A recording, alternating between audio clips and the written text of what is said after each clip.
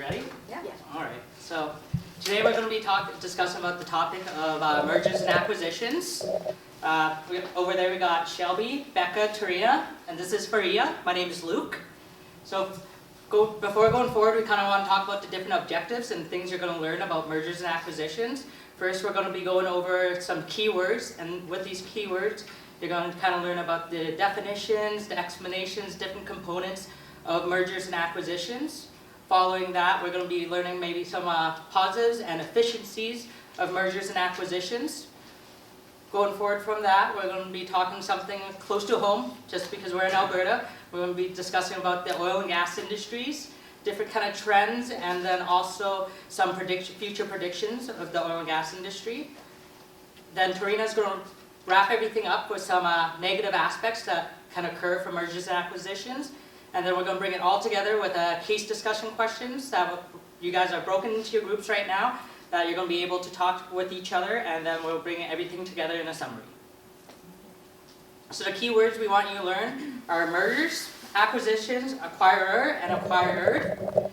We kind of want you to distinguish the differences between them and gain an understanding as we kind of work our way through this presentation. Hi everyone, I'm going to talk about merger and acquisition. So it's a term used to refer to the consolidation of companies. So specifically, merger is the combination of two or more companies in creation of a new entity or formation of a holding company. On the other hand, acquisition is the purchase of shares or assets on another company to achieve a managerial influence in which no new company is formed. So an example of merger would be JDS Fittle Corporation and Uniface Corporation, which formed together to JDS Uniface. And an acquisition example is the Manulife Financial Corporation acquisition of John Hancock Financial Service Corporation. So next we're going to talk about the classification of merger and acquisition, which has three perspectives: value chain, relationship, and economic area. So for value chain, the horizontal merger and acquisition involves the joining together of two companies producing essentially the same products or services that compete together with each other. So the acquiring and target companies are competing firms in the same industry. For vertical merger and acquisition, combination of firms in client-supplier or buyer-seller relationship. So one of the companies is an actual or potential supplier of goods and services to the other, such that both companies are engaged in in the same kind of business. So conglomerate merger and acquisition involves coming together of two companies in different industries. That is, business of two companies are not related to either vertically or horizontally. Now we're going to talk about the relationship. Now we're going to talk about the relationship of merger and acquisition. So when merger and acquisition transaction is undertaken in a friendly manner, the board of the target company agrees to the transaction. On the other hand, if the board of directors and managers of the company are against the merger, it is called to be a hostile merger. In the economic area, merger and acquisition transaction could either be domestic or cross-border, with regards to where the companies involved base and operate. A corporate border merger and acquisition transaction involves two firms located in different economies or two firms operating within one economy but belonging in two different countries. Accordingly, domestic merger and acquisition involves originate from one country and operate in the economic country. Now I'm going to pass it to Rebecca. It's just good time to come in. Yeah. Okay, so in the 2014 Journal of Finance, there was an article published that talked about the different characteristics between an acquirer and acquiree. So in this article, they found that the main drivers behind mergers and acquisitions are innovation. So looking to acquire new technology and patents. Now, innovation relatedness is incredibly important for mergers to be successful. Not only will it help companies be more likely to merge, you'll actually see more successful outcomes out of companies with innovation relatedness.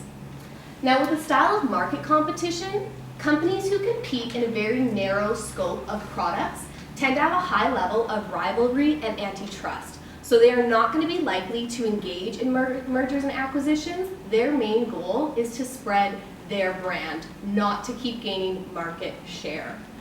Now, with companies that have a large product portfolio, they are much more likely to engage in mergers and acquisitions, and it's because they do not have the fear of antitrust and rivalry, and they are just purely looking to expand their portfolio of products. So for the acquired characteristics, now this was found, the research they did, they looked from 1984 to 2006 of all the completed mergers that took place in the United States. So from that, they found that an acquirer is going to be a larger company, they're likely to have really high innovation output, and they're going to have experience in operating performance. So with their operating performance, we're kind of looking at their financial stability. So what is their fixed asset ratio? What is their sales revenue per employee? And their operating cycle.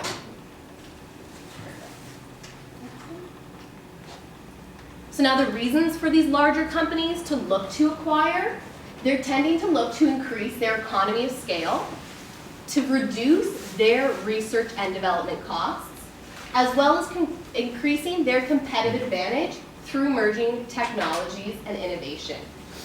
Now, for our firms that are likely to be acquired, they tend to have very slow growth, but high investment into their research and development.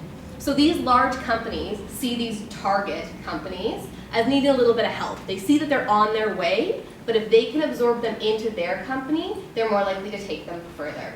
So now, we are going to turn it to you guys. We would like to know who in here has had experience working with a company who's gone through a merger and acquisition? And if so, can you tell us, were you the acquirer or the acquiree? And kind of highlight some of the characteristics that we just spoke about. So in twos or threes, or feel free to get together with the front row, the back row, and we can come around and assist. Is everyone good with what we are asking the groups to discuss? I'm sure there's a possibility that there's at least one person in the group that has direct experience with or has heard about. So I think that we can just talk about those things. Talk with your peers. Sure. It's a nature. Well, I mean, DDO. whatever you guys want. Is it like, if you were to Oh yeah, that's medium size. Yeah, they're the fifth largest. So BDO was acquired. No, they were the acquiring firm, and they acquired Hudson, which was a quite large deal. So we had about 80 to 90 staff, which is how they. do you think that was successful? Like, any group Yeah, well, it's so They had offices. They had offices in Calgary, High River, and Okotoks. We have like 600 offices throughout Canada. So we're larger than their office. So when we became an office of 300 people, it was very interesting. It was so much I was the IT person. Okay. So I got to see both sides and see the leading of it. And, Would you be able to characterize the cultural dimension on both sides before we on its way to success, you know, you hate to see like those so much work understanding and of effort. Hudson was that they were very almost like a country club. Okay. Very collegial. Going on with the discussions, it sounds like a lot of you have either been in successful mergers and acquisitions or maybe going through not such mergers and acquisition transitions. So now I'm going to pass it off to Shelby and she's going to take our next section. Thank you. So now we're going to move into a little bit of mergers and acquisitions trends. So as we've discussed, we're going to go into oil and gas, but we're going to start here. For mergers and acquisitions in Canada, the total in 2015 was $281 billion. That is up 34% from 2014, and that puts it 2015 at an 8-year high. So as you can see on here, 2017 is the highest total there, and then 2015 is next. Of the $281 billion, $201 billion of it was Canada pension funds, money managers, and corporations buying overseas to acquire foreign assets. And the size of the deals in 2015 were uncharacteristically large. Some single deals were over $10 billion. We can go to the next one. So here are just some notable mergers and acquisitions of 2015. You might be familiar with some of these names. So the first one is Pfizer and Allergan. So Pfizer is the maker of the popular drug called Lipitor, Viagra, and also a fibromyalgia drug. So Pfizer purchased Allergan for $148.57 billion, which made it the second largest corporate merger ever. This acquisition gave Pfizer control over Botox, and it also allowed them to move their headquarters to Ireland, which allowed them to see lower tax rates. This also made Pfizer one of the largest drug makers in terms of sales. The second one is Heinz and Kraft Foods. So Heinz bought Kraft Foods for $53.83 billion, and the purchase brought together the popular brands that you're all probably aware of: Oscar Mayer, Maxwell House, Kool-Aid, and Heinz Ketchup. And the last one, AB InBev and SABMiller. You're probably familiar with those names from the case study that we did last week. AB InBev wanted to be even larger than they were, so they purchased SABMiller for $105.56 billion, and this allowed them to expand their business into the African and Asian markets. And as part of the deal, SABMiller agreed to sell their Miller brand and Molson Coors. Next, please. Okay, so now we just want to have another little discussion in our groups, trying to make this a little bit more relevant, bringing the merger and acquisition kind of into Calgary. So because oil and gas is so widely spread in Calgary, we're just going to talk about the thoughts for merger and acquisition trends going forward. So you kind of have a sense of what 2015 brought on a wider scale. So for oil and gas, all things considered, do you think that merger and acquisition activity will increase, if it will decrease, or if it will maybe stay the same, or what kind of direction it will take for 2016? And maybe just discussing what factors would contribute to either increase, decrease. Someone else trading at a discount, and it might be a good opportunity for larger firms to hire some. So would you say it'd be foreign mergers and acquisition or national mergers and acquisitions?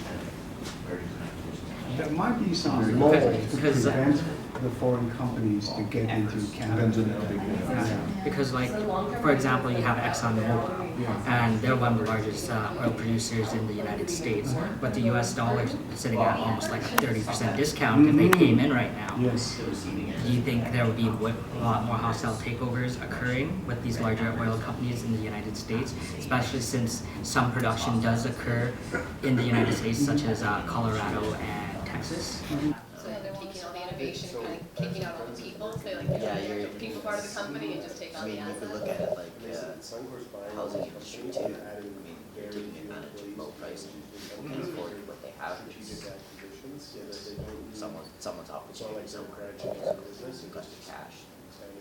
There's also a lot of small companies. So part of the reason we did this is because amongst the literature, sort of for predictions for M&A trends in oil and gas, for 2016 is quite controversial. I mean, maybe not controversial, but there's a lot of different opinions out there, and there's a lot of sources saying increase, decrease, you know, a lot of different opinions. So it was good that we had some discussion about kind of where people see things going, and potentials for what will happen.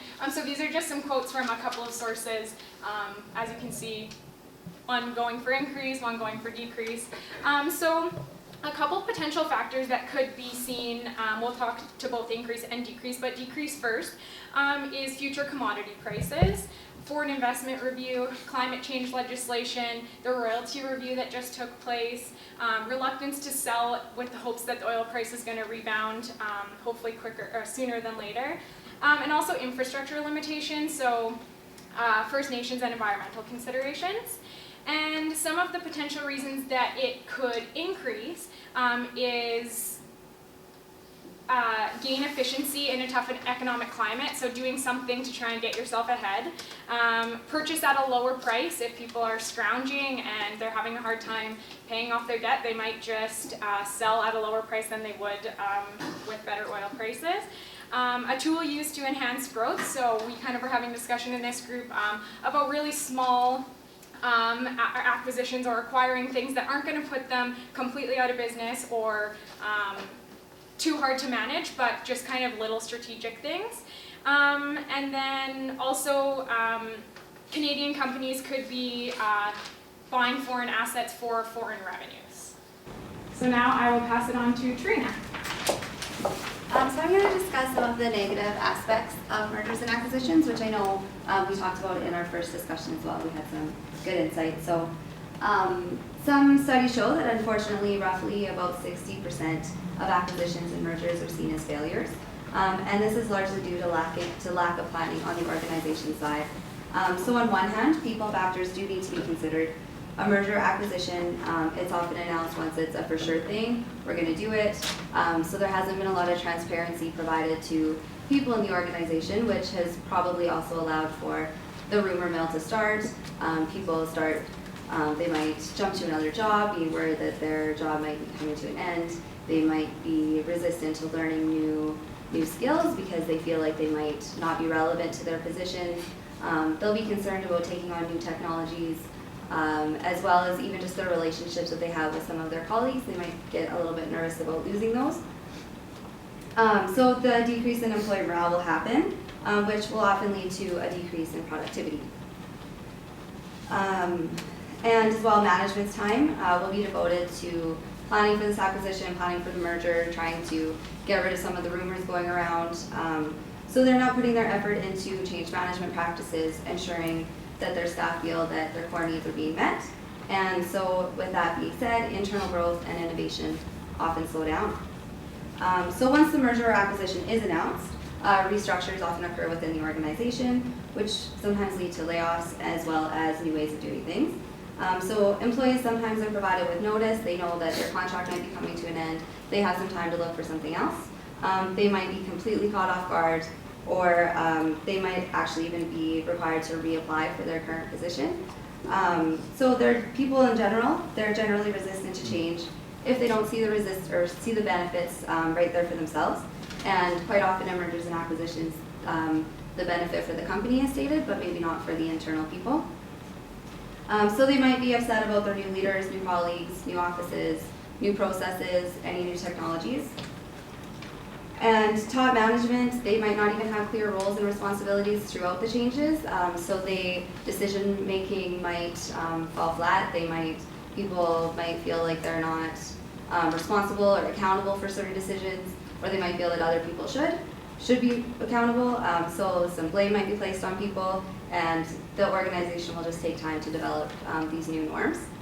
As well, tying back to some of Rebecca's information, research and development might suffer in the short term, especially when two very similar companies are coming together because of the employee turnover, closing of the research and development locations. And if competition isn't seen as a motivator anymore, some people might just not really want to work that hard to come up with new ideas. And so, as I mentioned before, the decrease in employee morale might also affect productivity, which could potentially affect the customer base. So if you were a salesperson, you thought that your job might be coming to an end, you have no idea what direction your company is going in, you might not feel confident selling your company's products any longer. As well, if you're a shareholder, you might hear rumors, have concerns, you might want to pull out. So an example of an unsuccessful merger due to organizational culture was in the late 90s when Daimler-Benz AG of Germany and the Chrysler Corporation in the States, they connected their companies into Daimler and Chrysler AG. So by 2004, the market value of the whole company was over half lower than the accumulated value of the both companies before the merger. So once that became obvious to the company, they made the decision to divide the companies again. Daimler had a really clear chain of command, and they were really very much about the hierarchy, whereas Chrysler was much more team-oriented. And they also had very different ideas of what their clients wanted. So One area was focused on quality, reliability, while the other was just kind of focused on the catchy designs and being competitive in the market. So for employees, there was that severe lack of trust. The merger was actually called a merger of equals, but it was really obvious that many American executives were being replaced by German counterparts. And so although Daimler purchased Chrysler for $38 billion in 1998, Chrysler was sold in 2007 for $7.4 billion. And then Luke is going to wrap it up. Okay, for our case discussion, I'm going to quickly give a quick bio and company overview of two different companies. It's going to be close to home because we're going to talk about Suncor and Canadian Oil Sands. So Suncor is a Canadian integrated company that's based here out of Calgary, Alberta. Suncor operates across Canada and also in Colorado. Their production and refined products are marketed to industrial, commercial, and retail customers. And Suncor has a mission of creating energy for a better world. And they operate in areas such as the oil sands, exploration. They also do supply and trading and wind power and other areas of energy. Three focuses that I found on their website were sustainability, innovations in technologies, and reclamation. With sustainability, the issues that they kind of focus on are greenhouse gas emissions, regional issues such as reclamation, and that's I touched on just a second ago. Reclamation of land is very expensive. Since 1967, Suncor has disturbed about 22,000 hectares of land, and by the end of 2014, they've only reclaimed about 1,900 of that, which is a really small percentage of land reclaimed that they've used up. And innovations and technologies that they're kind of pushing towards is focused on better productions and kind of tapping into the power of the oil sands. So next I'm going to quickly talk about the Canadian Oil Sands. So Canadian Oil Sands, they generate most of their revenues through their oil investments. A very notable oil investment that they have is Syncrude Energy. Syncrude is a joint venture between 7 companies. These 7 companies are Canadian Oil Sands being the biggest interest market shareholder. And then next you got Imperial Oil, Suncor, Sinopec Oil Sands, Nexen, Moco Energy Limited, and Murphy Oil. So Canadian Oil Sands is the largest at 36.74%. And then next to them, you got Imperial Oil sitting at 25%, and then third, Suncor at 12%. Canadian Oil Sands, Syncrude, talking about them, they're one of the largest operations in Canada's growing oil sands industry. And they have a mission of securing Canada's energy future with the vision to lead, the knowledge to succeed, the commitment to do better, and a heart to win the race.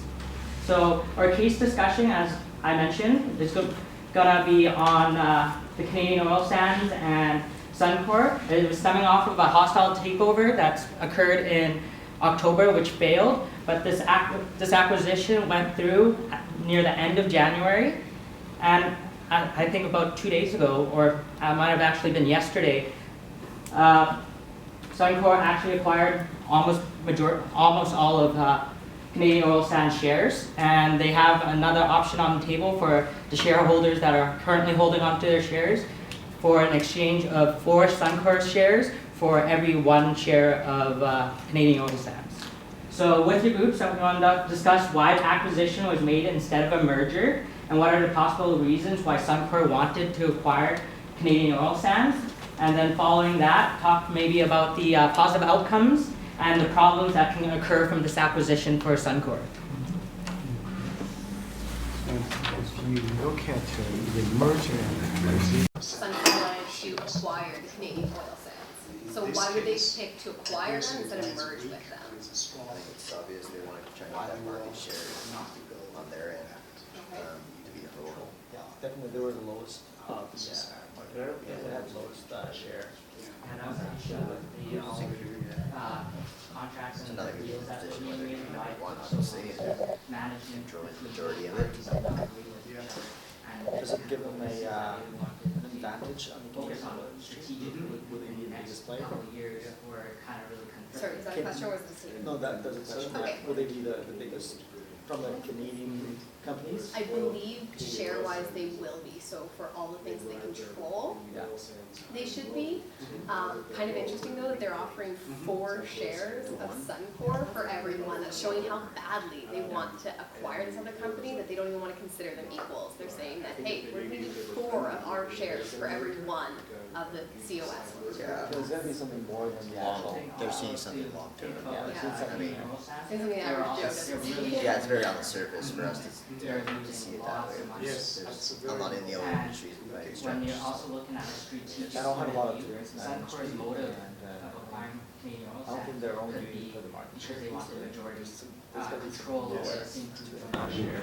Yeah, that was the issue with the whole contracts and the deals that were being made and why it took so long is because management between both parties did not agree with each other and the different kind of focuses that they wanted to focus on strategically in the next couple of years were kind of really conflicting. And Suncor's trying to be a Canadian integrated whereas I oil, believe Canadian oil share-wise sands they is will be, so for all the they things they ride control. the oil sands high They and should low. be. So now that Kind they're of low, interesting though, they're they're weakening. offering 4 Suncor's shares saying, well, of Suncor yeah, for we're in everyone. trouble, That's come showing how over. badly they want to acquire and this the other board is company like, that they don't even want to consider them No, equals. They're no, saying I that, think hey, if they maybe if they were 4 friendly, of our maybe they shares would have for been a every merger, one like of a the weak COS. side merger. So we also hope you guys learned about some positive aspects and efficiencies that can come out of mergers and acquisitions. You guys kind of talked about it within your groups and all that. We talked about BDO and Hudson here and how they want to integrate their culture and kind of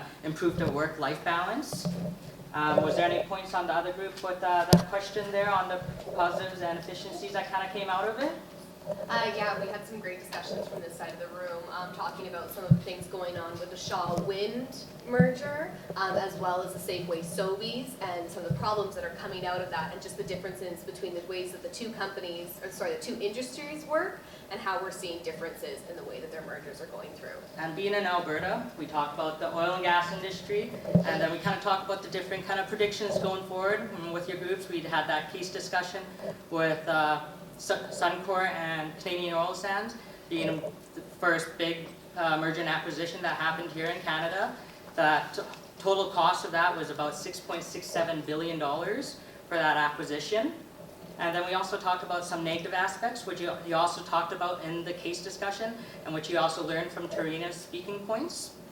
And if you guys have any questions for us, we're open for some questions, but that's our whole presentation. I hope you guys took something from it. Wonderful. Give them a big applause.